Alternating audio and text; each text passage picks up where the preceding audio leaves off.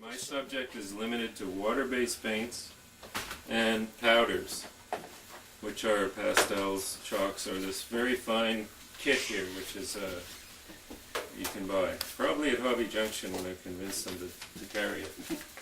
I got it somewhere else, but it was, the powders are self-adhesive.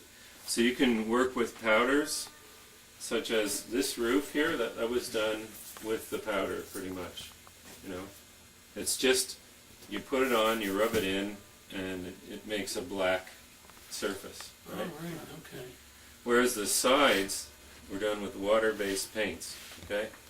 So if you take a car, which is straight from the manufacturer, and it's going to look like this for a few days, right, in the prototype, and then it's going to start to weather. So in the case of this one, I wanted to do the water-based paints to represent the weathering. So we've got on the top, it's actually mineral red and it's white.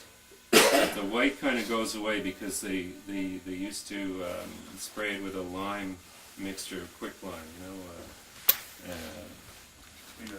Yeah, and that lime had a bad effect on the paint here. So some of them, I don't know if it's this one or this other one here. Well, the livestock sprayed it with something else. That's right. and this one, they're all different. This one has more of the mineral red because they would spray they would repaint it and spray it, and then they weren't too careful as to whether it went over or not. So I like to get a little bit of both on the top board.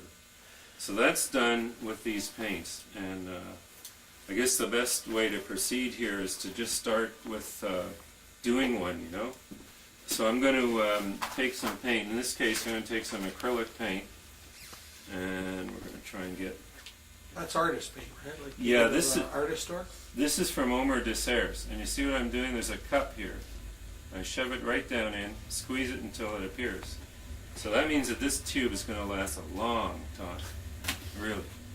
And I bought the set on sale. These brushes were also what they had on sale. So if you're going to do, you know, the brush that's about 1/4 inch, you take some water first onto the brush. The reason you take the water on is because you don't want to load the brush up with paint. You want to be able to mix what we call a wash. So we have some water, some paint. You see, it's not dripping off. So we're just going to take, I guess we'll do this one here, or this one.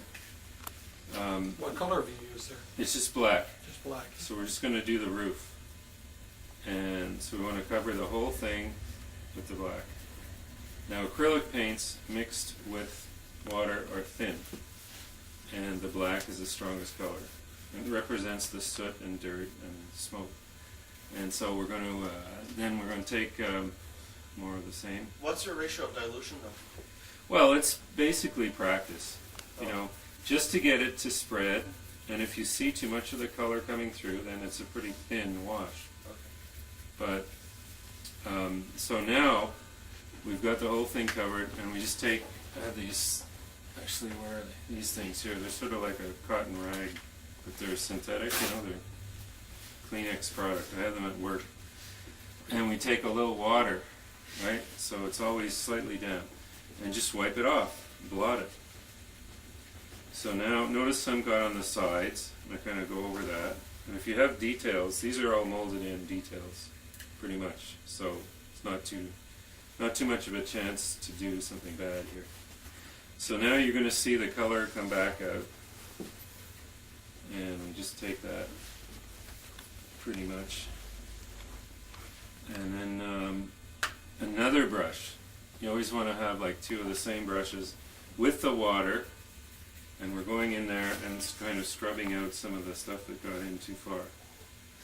So if I take the water onto the brush and clean it, I have a choice of either squeezing out the water like this, it's a flat brush, right, and it's wet, but it's almost dry. So that sucks up the extra color, right? So what we're doing now is we're getting rid of all the extra water that's trapped under there, under the roof water, I guess, and blotting it again. So the idea is to tease out the water and blot. And so we're leaving some paint on the roof. So this is now just a question of deciding how much you want. If you want it darker, you just sort of spread it around. As it dries, it's an acrylic paint, so it polymerizes. Polymerizing means that the acrylic mixture, which is a plastic, it will form a very, very thin skin, and it will go into the surface. So all the time we're supposedly working without lint. You know, paper towels may give lint, so this is a kind of a lint-free towel. Or we could use an old t-shirt. So, I don't know. At some point we just have to put it aside to dry and say, okay, that's it for now. But what I'm trying to do as well is to get rid of lint and to get rid of any brush strokes, right? So you go up and down, and if you see the paint change, at some point it's starting to change now, you see? You're getting sort of clumps there.